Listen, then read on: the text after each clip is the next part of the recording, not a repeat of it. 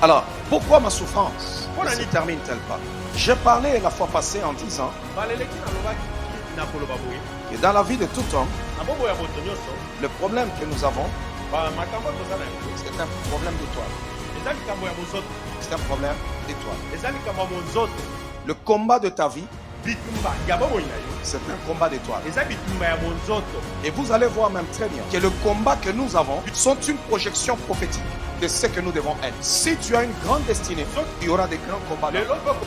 Ce qui fait qu'on échoue ou on réussit, c'est notre étoile. La beauté de notre étoile est notre force. Ce n'est pas la beauté extérieure. Si c'était la beauté extérieure, c'est seulement les belles filles qui seraient épousées. Vous pouvez voir une belle fille, elle ne trouve pas le mariage.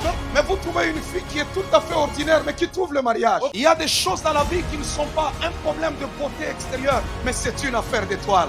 Ne sois pas jaloux de quelqu'un, mais c'est une affaire d'étoile. Dis seulement au Seigneur, Seigneur, nettoie mon étoile. Nettoie mon étoile. Et ma souffrance s'arrêtait. Nettoie mon étoile. Et ma souffrance s'arrêtait.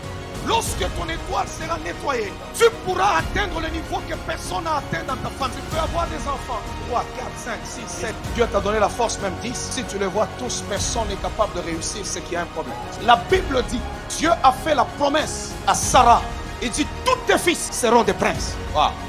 Je reprends. Dieu a dit, tous tes fils seront des princes. Que toute femme en ce lieu qui a des enfants, mets la main sur ton ventre et déclare une parole sur tous les enfants qui sont sortis de toi. Qu'il n'y aura pas de délinquants, où qu'ils soient.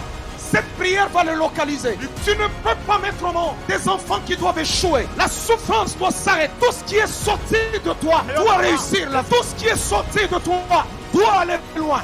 Oh, alléluia. Acclamons le roi des rois. Refuse l'échec. Où qu'il soit. Où qu'il soit, refuse-le. Tu n'es pas fait pour échouer. Si tu es dans le sport, je déclare que tu seras la tête et non la queue. Si tu es dans le ministère, tu seras parmi la crème, parmi les meilleurs. Si tu es dans la musique, tu seras parmi la tête et non la queue. Écoutez-moi. Pourquoi tu ne peux pas échouer? Parce que tu es une pensée incarnée de Dieu. Toute personne sur terre, une pensée de Dieu. Dieu a conçu une pensée pour accomplir sur terre. Alors comme il ne peut pas venir, il a fait porter un corps à cette pensée.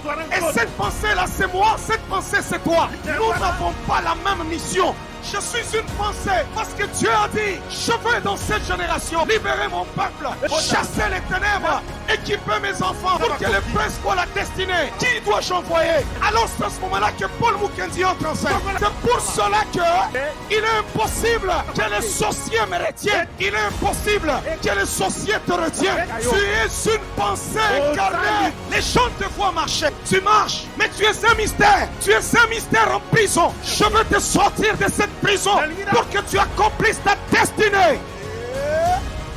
Alléluia. Amen. Je dis hey. Alléluia. Écoutez-moi bien, si tu ne le sais pas, le diable va te distraire. Il y a des moments où Dieu dit, j'ai besoin qu'on chante. Qui va m'adorer comme chien? Alors toi tu es venu au monde. Voilà pourquoi tu as une belle voix. Voilà pourquoi tu as toujours tendance à vouloir chanter. Maintenant le diable se bat contre cette pensée-là. Parce que c'est la pensée de Dieu. Il s'oppose que cette pensée ne se réalise pas. Voilà pourquoi tu as les combats dans ta vie. Les combats que vous avez dans votre vie est une projection prophétique pour ce qu'on doit être.